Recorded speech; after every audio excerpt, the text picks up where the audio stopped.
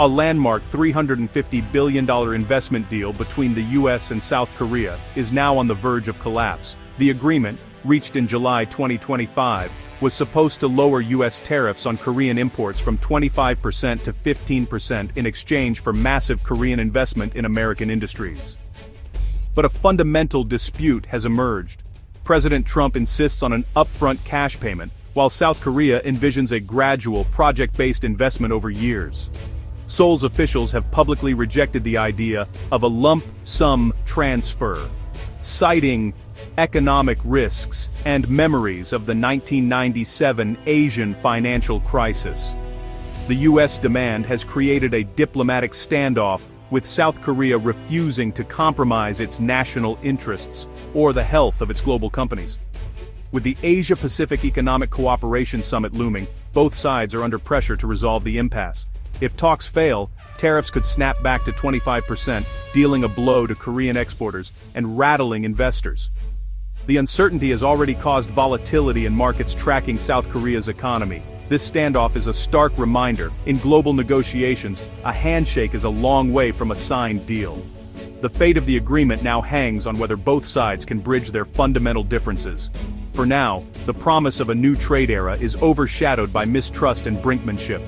Investors and policymakers alike are left watching, uncertain if this deal will ever materialize. The world waits for a breakthrough, or a breakdown. As tensions over the trade deal simmered, a shocking event shattered trust between the US and South Korea. A massive immigration raid at a Georgia battery plant led to the arrest and deportation of over 300 South Korean engineers, legally present to oversee billion-dollar projects. The images of respected professionals being detained sent shockwaves through South Korea, sparking outrage and a sense of betrayal. These were not undocumented workers, but specialists essential to US manufacturing and investment. The raid raised urgent questions. If skilled legal workers aren't safe, how can South Korea trust the US with its capital and people? The fallout was immediate. Boardrooms in Seoul shifted from expansion plans to risk mitigation. The incident undermined the very foundation of the $350 billion deal, compounding financial concerns with a crisis of faith.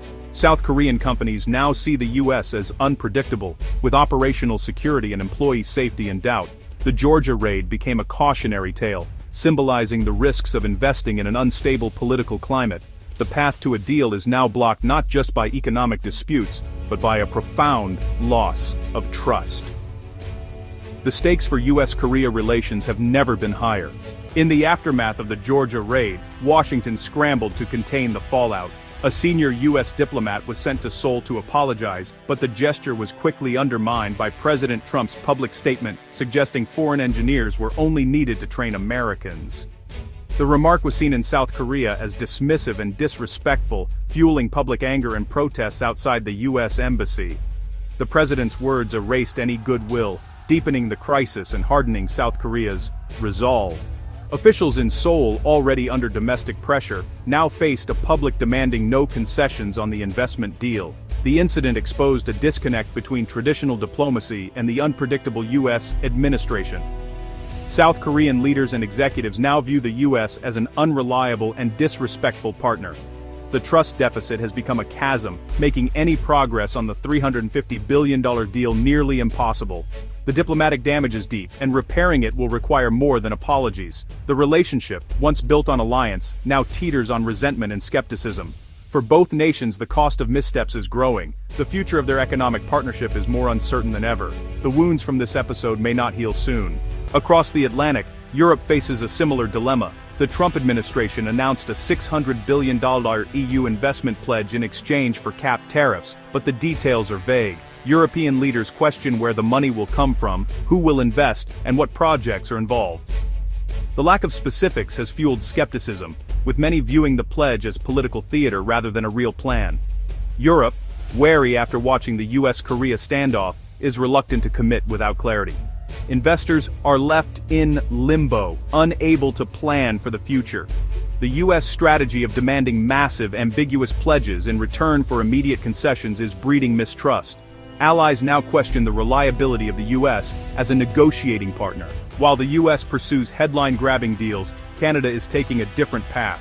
Canada avoids grand announcements, focusing instead on steady, tangible progress, upgrading infrastructure, developing critical minerals, and expanding housing. This project-based approach creates a stable, predictable environment that appeals to global investors. Canada's methodical strategy stands in stark contrast to the volatility south of the border.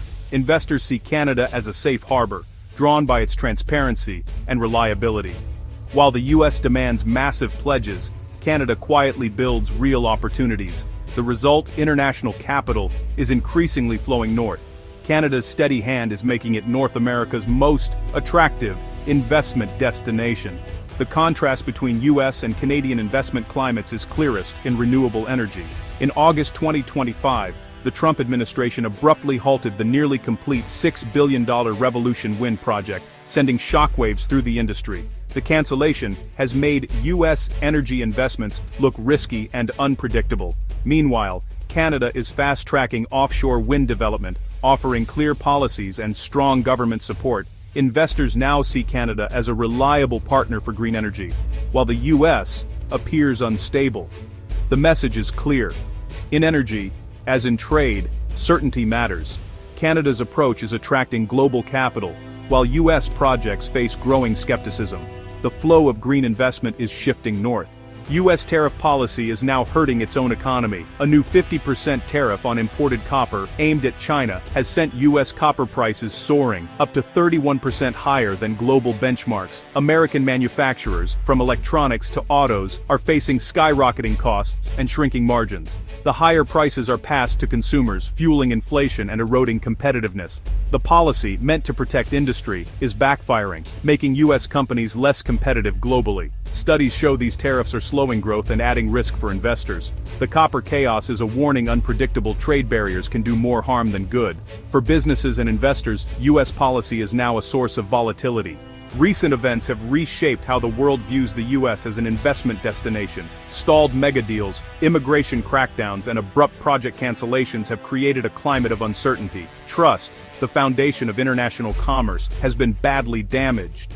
In contrast, Canada's steady, transparent approach is drawing global capital.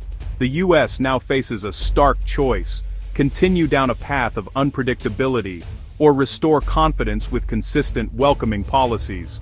Until then, investors will increasingly look north for the certainty they crave. The era of automatic U.S. dominance in foreign investment is over. The world is watching to see if America can regain its footing.